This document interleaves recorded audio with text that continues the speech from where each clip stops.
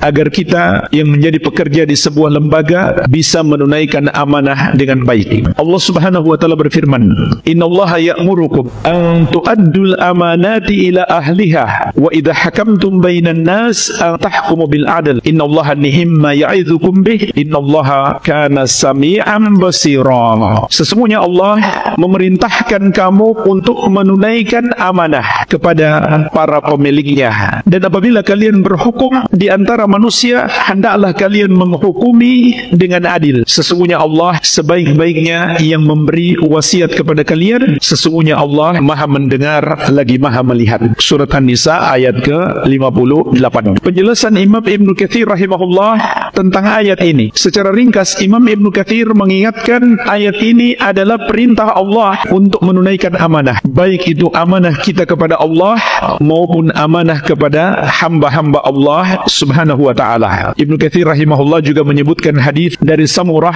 radhiyallahu anhu yang diriwayatkan oleh Imam Ahmad. Rasulullah sallallahu alaihi wasallam bersabda, "Addil amanata ila man iktamanaka wa la takhun man khanaka." Tunaikanlah amanat kepada yang memberi amanat terhadapmu dan jangan berkhianat kepada yang mengkhianatimu. Jadi jemaah sekalian, ini perintah Nabi sallallahu alaihi wasallam untuk kita selalu menunaikan amanah meskipun kepada orang yang mengkhianati kita. Tidak boleh kita bersifat khianat, karena khianat ini adalah sifat tercela dilihat dari sisi manapun. Apakah khianat kepada kawan atau khianat kepada musuh? Sama, dua-duanya tercela. Mengkhianati orang beriman dan mengkhianati orang kafir, kedua-duanya tercela. Bahkan mengkhianati orang kafir, jemaah sekalian, di situ ada bahaya besar. Apa bahayanya? Bisa menghalangi mereka masuk Islam, karena mereka akan mengira bahwa Islam mengajarkan kepada kita pengkhianatan, padahal tidak. Kemudian Imam Ibnu Katsir rahimahullah juga mengingatkan, fa amarallahu azza wa jalla bi adaiha faman lam yaf'al dzalika fid dunya ukhidha minhu dzalika yaumal qiyamah. Maka Allah memerintahkan kita untuk menunaikan amanah. Barang siapa yang tidak melakukannya di dunia, maka diambil amal-amal kebaikan yang dia lakukan untuk diserahkan kepada orang yang memberi amanah kepadanya tapi tidak dia tunaikan amanahnya, atau dosa-dosa mereka ditimpakan kepadanya. Dan jemaah sekalian, amanah di sebuah lembaga pendidikan itu termasuk yang paling berat.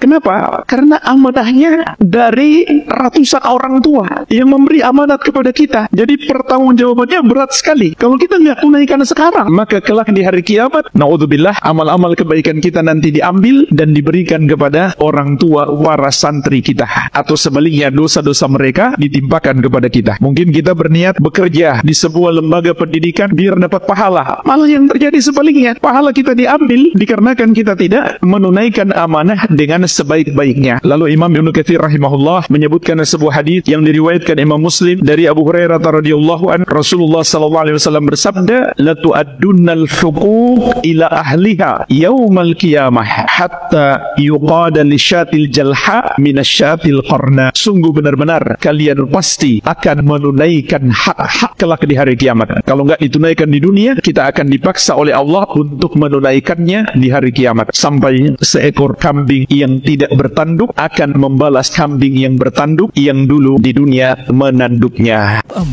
Pelopor bagian sunnah Asia Tenggara. Labbaik Allahumma labbaik, innal hamda wan ni'mata laka wal mulk la syarika lak.